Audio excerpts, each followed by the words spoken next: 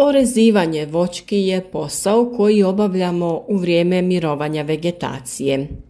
Najbolji period za orezivanje voćki je zimski period, ali nekad se može krenuti i ranije. Bitno je samo da voćka ulazi u fazu mirovanja, da cirkulacija u biljci usporava. Orezivanjem se krošnja voćke prorjeđuje i na taj način kontrolira rodnost, ali i kvaliteta plodova. Pored toga, smanjenjem broja grana u krošnji povećava se osunčanost listova, plodova, ali i smanjuje mogućnost pojave bolesti. Na rodnost voćke možemo utjecati tako da smanjujemo broj izdanaka koji će nositi plodove, ali i da pripremimo izdanke ili grane koji će davati plodove u nekoj drugoj godini. Kod jako intenzivnih sorti voćki orezivanje je jako bitno, pa se obavezno mora provoditi. Za orezivanje većeg broja stabala voćki koristimo različite alate, od teleskopskih škara za visoke grane do manjih za sitnije i gušće grane. U novije vrijeme na tržištu su se pojavili akumulatorski alati koji pomoću električne energije olakšavaju naš rad.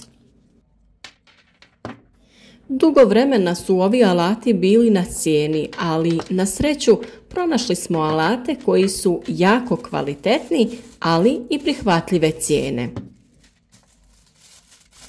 U ovom videu pokazati ćemo na nekoliko primjera kako se orezuju voćke poput jabuka, krušaka, breskvi, ali i drugih voćki. Usput ćemo testirati naše nove škare za orezivanje voća proizvođača Keptek.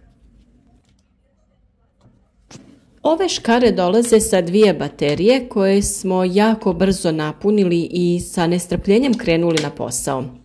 Škare su odlično dizajnirane i dobro leže u ruci, a ni težina im nije velika.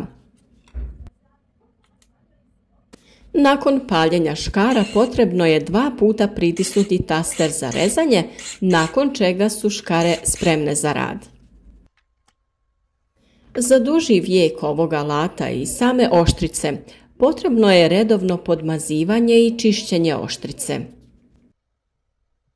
Za podmazivanje dovoljno je koristiti bilo kakvo ulje, a najbolje je mehaničko ulje za podmazivanje alata.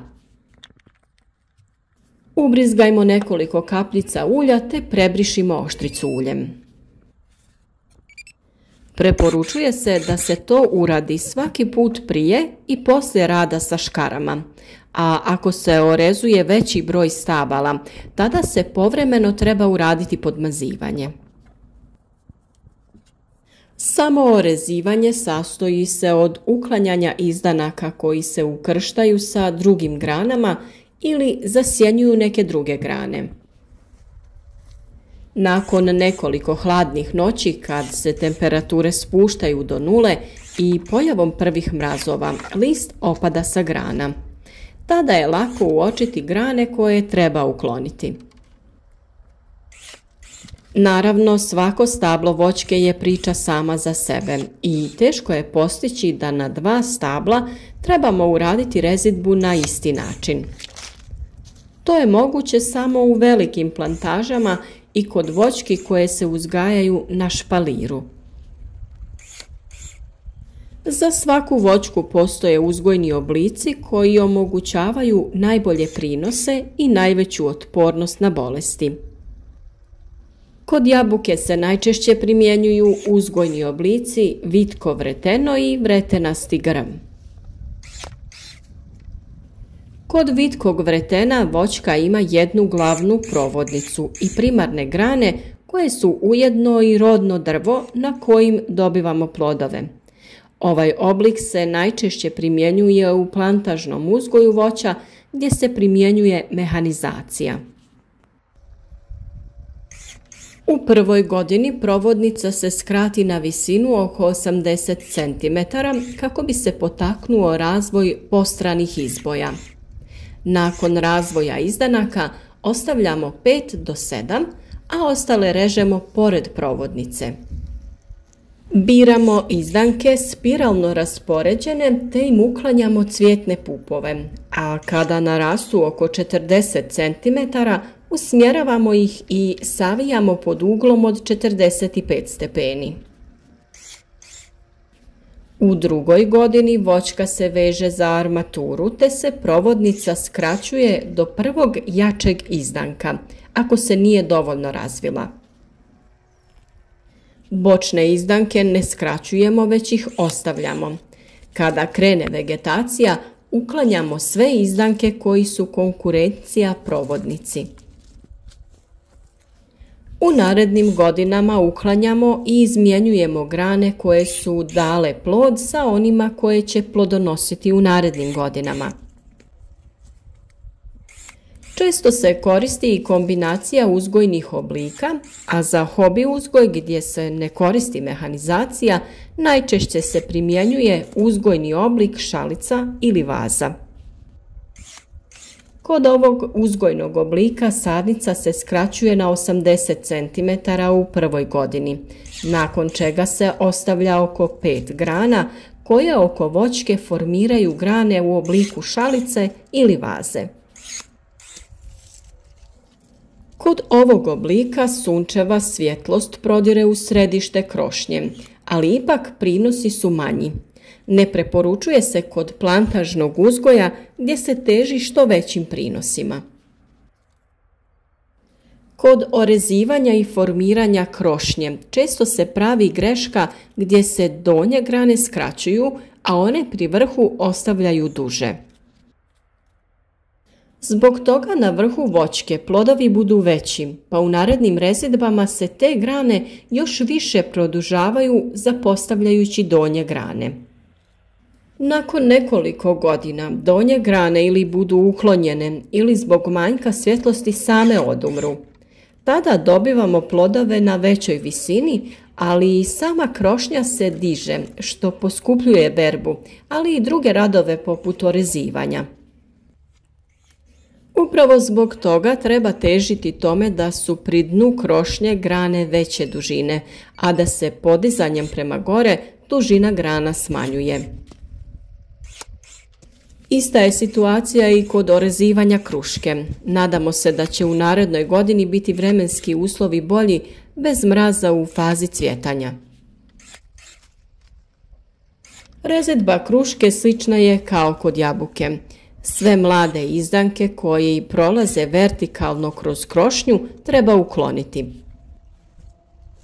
Ukloniti ćemo i grane koje zasjenjuju druge i tako sve do vrha. Pri dnu krošnje formirati ćemo duže grane, dok ćemo pri vrhu grane smanjivati. Vrh skraćujemo oko visine do koje možemo dosegnuti u berbi plodova.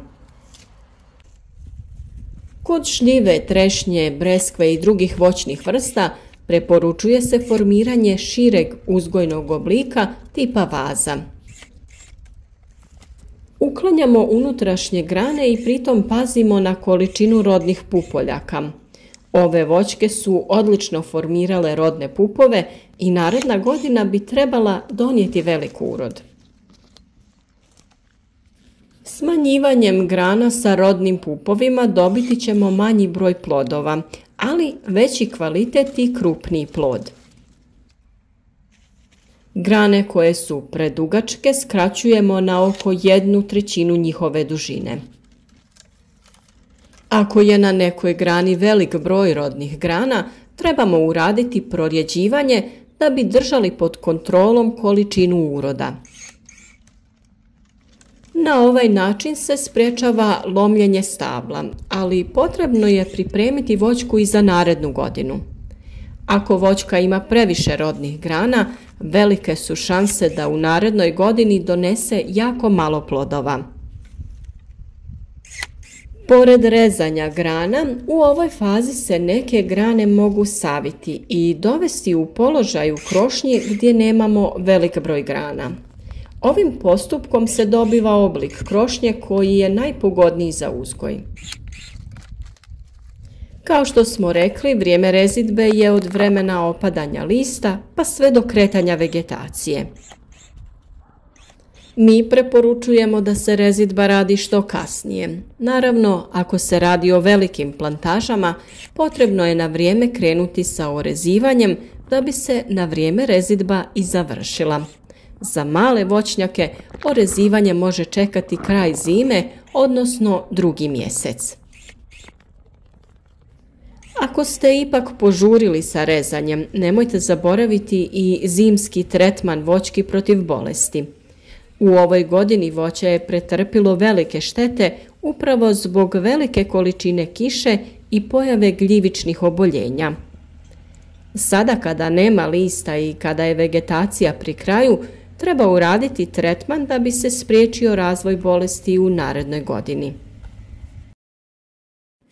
A za kraj bi htjeli da ohrabrimo one koji se boje rezidbe i ne žele se upuštati u nju.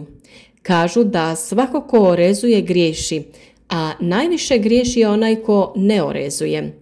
Bolje je orezati voće bilo kako, nego ga ne orezivati nikako. Sa ovim kadrovima našeg voća pozivamo vas da podržite naš rad i da ovaj video označite sa like.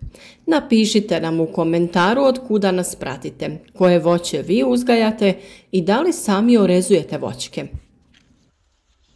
Ako imate nekih pitanja, slobodno nam se javite u komentarima. Rado ćemo svi zajedno razmijeniti iskustva da bi učinili uzgoj voća lakšim i uspješnijim. U opisu videa ostaviti ćemo link preko kojeg možete naručiti ove praktične škare koje su u potpunosti zadovoljile naše potrebe kada je u pitanju orezivanje naših voćki.